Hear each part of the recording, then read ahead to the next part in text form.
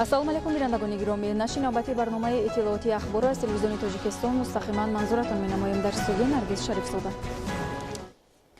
امروز در دوره سفر کاری به ناحیه دنقره ولایت ختلان اساسگزار صلح و وحدت ملی پیشوای ملت پرزیدنت جمهوری تاجیکستان محترم امامعلی رحمان از نشأونمای زمین گندم کооперативи استحصالی تخم پروری محسن جان بازدید به عمل آوردند. طبق نقشه سالی جاری دهقانان در میدانی زیاده 100 گکتار گندم کشت کردند که حالا نشأونمای آن خوب به نظر می رسد.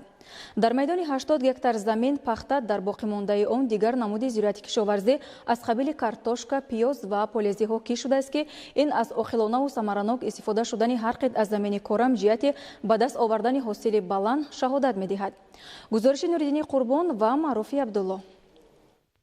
30 مای سال روان اساسگزار صلح و وحدت ملی پیشوای ملت پرزیدنت جمهوری تاجیکستان محترم امامعلی رحمان در دایره سفر کاری در ناحیه دنقره ولایت ختلان از نشأونمای زمین گندم کооперативи استحصالی تخم پروری محسن جان بازدید به عمل آوردند. سمت اساسی کооперативи استحصالی تخم پروری محسن جان با پرورش تخمی نوهای محلی حاصلده گندم نگرانیده شده خواجگیداران در این سمت تجربه بوی دارند. پیشوای ملت پرزیدنت جمهوری تاجیکستان محترم امامعلی رحمان اطلاع داده شد که میدان عمومی زمین کооперативи استحصالی تخم پروری محسن جان قریب 230 گکتار را تشکیل داده خواجگیداران در زمین اساساً غله کشت میکنند. طبق نقشه سال جاری دهقانان در میدان زیاده از 100 گکتار گندم کشت کردند که حالا نشأ و نمای آن خوب به نظر میرسد.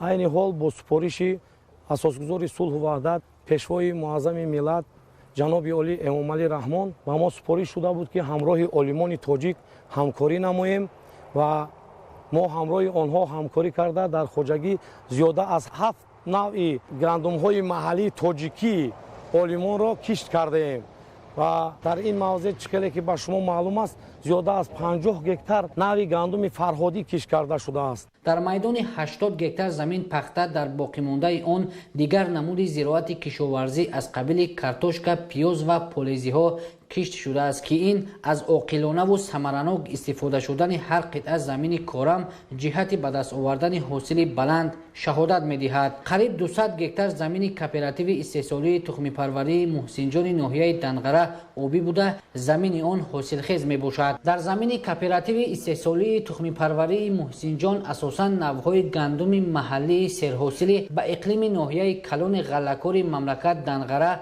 کشت کرده شده همساله حاصل بلند غله به دست آورده می شود. موافق اطلاع مسئولان سال روان در میدان 50 گکتار از تخم گندم حاصلده فرهادی که محصول آفریده عالمان ساحه کشاورزی مملکت می باشد کشت کرده شده است. حاصل انتظاری امساله غله‌زار زمین کооперативи استحصالی تخم پروری محسن جان ناحیه دنقره که حالا نشأ و نمای خوب دارد 60 سانتی را تشکیل خواهد داد. زیرا برزگران با مقصد به دست آوردن حاصلناکی بلند غله تامین نمودن خواجگی های شهر و ناحیه های مملکت با تخمی اعلی صفت نوهای گندم حاصلده غله را کشت نمودند. پیشوای ملت پرزیدنت جمهوری تاجیکستان محترم امامعلی رحمان هنگام بازدید و شناسایی از نشأ و نمای زمین غله کооперативи استحصالی تخم پروری محسن جان ناحیه دنقره به مسئولان جهت گرفتن حاصل فراوان گندم تامین کردن همه خواجگی های غله‌کار جمهوری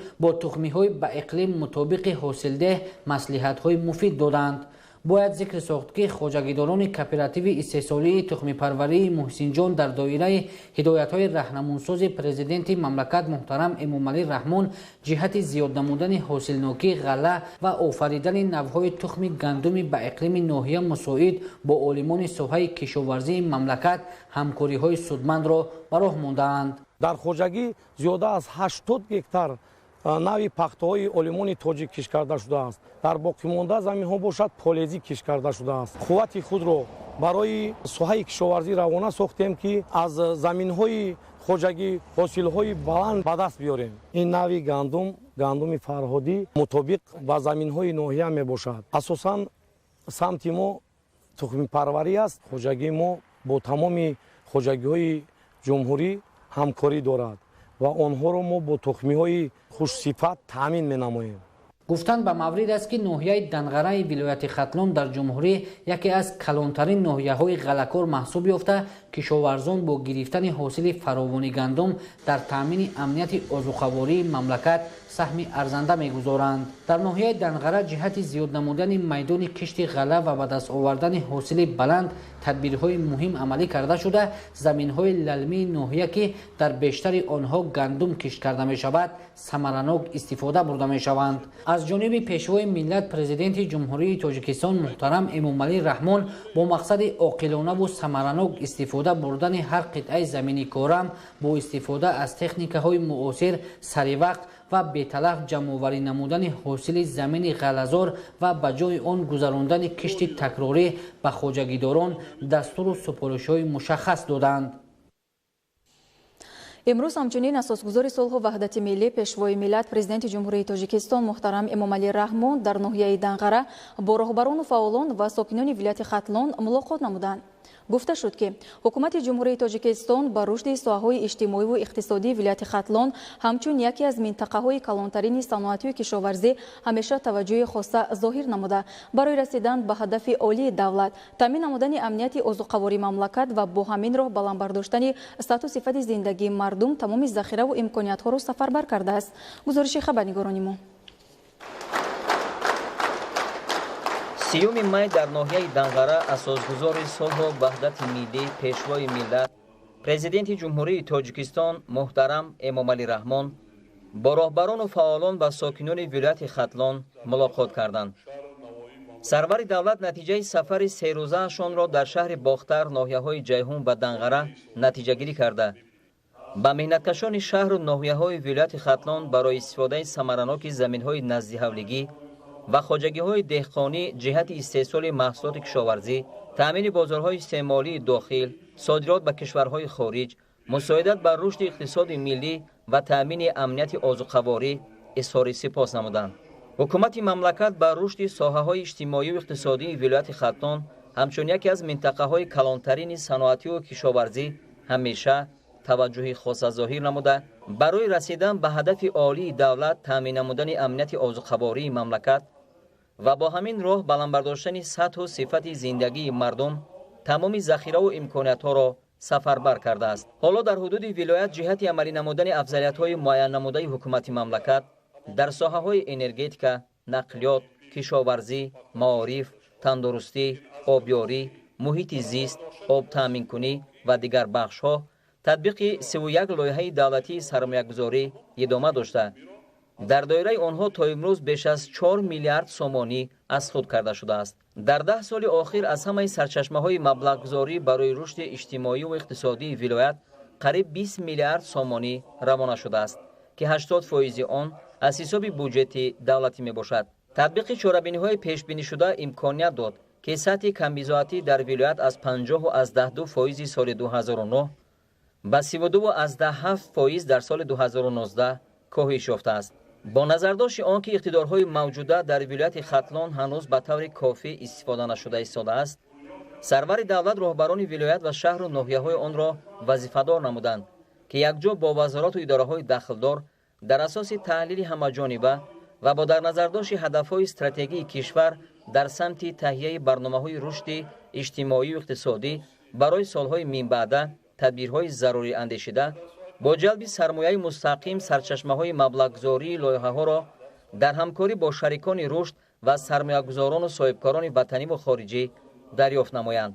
вобаста ба тамоюли пастравии нишондиҳандаҳои андозӣ ва таъсири манфии он ба сатҳи иҷтимоии вилоят, баробарони вилоят, шаҳру ноҳияҳо, вазорати молия ва кумитаи андоз супориш дода шуд ки камбудиҳои дар самти иҷрои уҳдадориҳои андозсупорандагон ҷойдоштаро сари вақт бартараф карда, рушди тамоми соҳаҳо, афзоиши даромади буҷет, такмили низоми андозбандӣ, таъмини шаффофият, баландбардоштани самаранокии хароҷоти буҷет ва нигоҳ доштани вазъи мутавозини маблағгузории буҷетро таъмин намоянд. президенти мамлакат муҳтарам Эмомалӣ Раҳмон таъкид карданд ки дар даврони истиқлол дар вилоят 531 корхонаи нави саноатӣ бунёд гардида, аз 75 корхонаи саноатии соли 1991 ба 606 корхона дар соли 2020 расонда шудааст. танҳо таи 6 соли охир дар ҳудуди вилоят 291 корхона ва коргоҳҳои саноатии нав бо 6900 ҷойи нави корӣ таъсис дода шудааст. имрӯз шумораи кормандон дар корхонаҳои саноатии вилоят нисбат ба соли 1991 ду баробар зиёд мебошад. аммо ин нишондиҳанда ҳамагӣ 2.8% шумораи умумии аҳолӣ дар иқтисодиёт машғулбудаи вилоятро ташкил медиҳад. дар корхонаҳои саноатии вилоят танҳо 90 намуди маҳсулот истеҳсол мешавад ки ҳанӯз қонеъкунанда нест. роҳбарону мутахассисони вилоят ва шаҳру ноҳияҳои он вазифадор гаштанд ки якҷо бо вазорати саноат ва технологияҳои нав ва дигар вазорату идораҳои дахлдор дар самти таъмин намудани диверсификатсияи истеҳсолоти саноатӣ, ҷиҳати рӯёнидани қарзҳои андозии корхонаҳои аз фаъолият бозмондаи саноатӣ, инчунин доир ба барҳам додан ё аз нав ташкилдиҳии онҳо ба роҳмондани коркарди пурраи ашёи хоми ватанӣ, махсусан маҳсулоти аз ҷиҳати экологӣ тозаи кишоварзӣ ва бо истифода аз технологияҳои муосир баландбардоштани рақобатнокии он тадбирҳои иловагӣ андешанд. президенти мамлакат муҳтарам Эмомалӣ Раҳмон таъкид доштанд ки роҳбарати вилоят ва шаҳру ноҳияҳои он дар самти ташкили корхонаву коргоҳҳои нави саноатӣ ба кор андохтани иқтидорҳои мавҷуда, ҷалби сармояи ватаниву хориҷӣ, таъсиси ҷойҳои нави корӣ ва фароҳам овардани шароити мусоиди соҳибкориву сармоягузорӣ масъул мебошанд. таъкид гардид ки 92% нерӯи барқи дар кишвар тавлидшаванда ба вилояти Хатлон рост меояд ва ба ҳамин далел имкониятҳо дар самти ташкили корхонаву коргоҳҳои истеҳсолӣ хеле зиёданд. дар вилояти Хатлон маҳз ҳамин афзалиятҳо ба рушди саноати насоҷӣ, хӯрокворӣ, металлургия, кимиё, мошинсозӣ ва дигар бахшҳои саноати коркард мусоидат карда метавонанд. соли 2019 дар ҳама категориҳои хоҷагидории вилоят дар масоҳати 122 000 гектар пахта кишт шудааст, ки 68% кишти умумии кишварро ташкил медиҳад. вазорати кишоварзӣ, академияи илмҳои кишоварзӣ, мақомоти иҷроияи ҳокимияти давлатии вилояти Хатлон ва шаҳру ноҳияҳои он вазифадор шуданд ки дар самти риояи агротехникаи парвариши маҳсулоти кишоварзӣ, махсусан пахта, бо тухмии хушсифат, таъмин намудани хоҷагиҳои деҳқонӣ ва ҷамъиятӣ чораҷӯӣ намоянд. ҳарчанд дар 4 моҳи соли 2020 ҳаҷми истеҳсоли маҳсулоти кишоварзӣ дар вилоят 11%, аз ҷумла сабзавот 34% шудааст, вале ин нишондиҳандаҳо ҳанӯз қонеъкунанда нест. сарвари давлат таъкид намуданд ки иқтидори содиротии вилоят то ба ҳол ба таври кофӣ истифода нашуда, чунин вазъ аз масъулин тақозо менамояд ки дар самти ислоҳи камбудиҳо чораҳои таъхирнопазир андешанд. вобаста ба ин ба роҳбарони вилоят, шаҳру ноҳияҳои он ва агентии содирот бори дигар ба таври қатъӣ супориш дода шуд ки дар самти дарёфти бозорҳои фурӯши маҳсулоти истеҳсоли ватанӣ, махсусан меваю сабзавоти тару тоза, ташкили инфрасохтори зарурии нигоҳдорӣ, бастабандӣ ва ҳамлу нақли маҳсулоти содиротӣ тадбирҳои зарурӣ андешанд ва афзоиши содироти сабзавоту меваи барвақтиро аз ҳудуди вилоят таъмин намоянд. дастуру супоришҳои дигар ба мақомоти иҷроияи ҳокимияти давлатии вилоят ва шаҳру ноҳияҳои он барои рушди чорводориву паррандапарварӣ, моҳипарварӣ, ташкили маҷмӯаҳои агросаноатӣ бо мақсади ба роҳ мондани силсилаи пурраи истеҳсол ва коркарди маҳсулоти соҳаҳои растанипарварӣ ва чорводорӣ, маҷмӯаҳои паррандапарварӣ ва ба ин васила ҳарчи беҳтар таъмин намудани бозори истеъмолӣ дода шуд.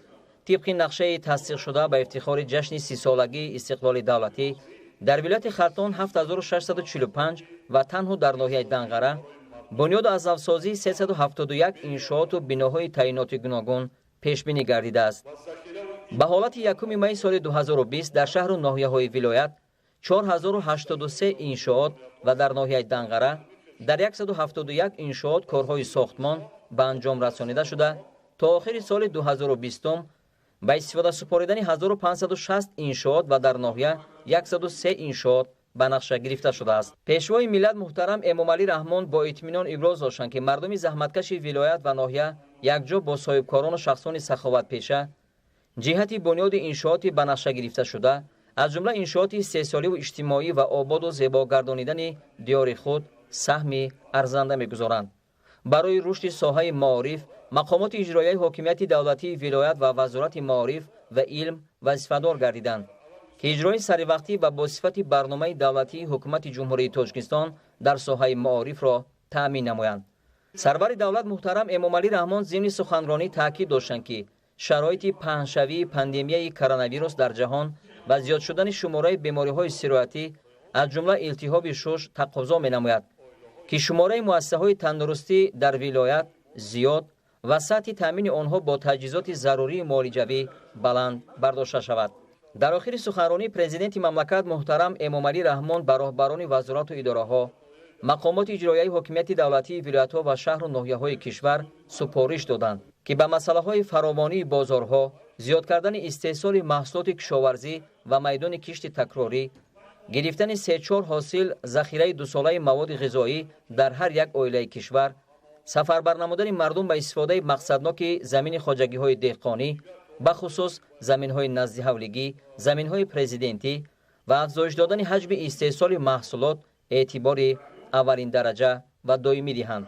баъди суханронии президенти ҷумҳурии Тоҷикистон муҳтарам Эмомалӣ Раҳмон оид ба натиҷаҳои рушди иҷтимоию иқтисодии вилоят дар 4 моҳи соли 2020 ва иҷрои дигар дастуру супоришҳои ҳукумати ҷумҳурии Тоҷикистон, раиси вилояти Хатлон Ҳакимзода Қурбон ва роҳбарони як қатор шаҳру ноҳияҳои вилоят ҳисобот доданд. зимни суханронии худ раиси вилояти Хатлон аз номи мақомоти иҷроияи давлатии вилоят ва сокинони вилоят ба пешвои муаззами миллат муҳтарам Эмомалӣ Раҳмон барои ҳамаи дастгириҳо, ташаббусҳои созанда, ғамхориҳои шабонарӯзӣ ва тадбирҳои арзанда баҳри беҳдошти шароити зиндагии мардум изҳори сипос карданд.